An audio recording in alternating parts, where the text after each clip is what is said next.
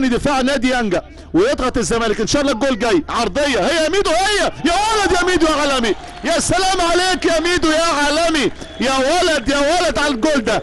جول جميل جول جميل جول جميل. لا واضح ان ميدو عنده اصرار، واضح ان ميدو عنده دماغ اقوى من رجله اليمين. يا ولد عليك يا ميدو، كرة حلوه جميله جميله جميله وهدف رائع جدا لنادي الزمالك. لسه بقول لحضراتكم عندي احساس ان شاء الله ان الزمالك هيسجل اول هدف المباراه.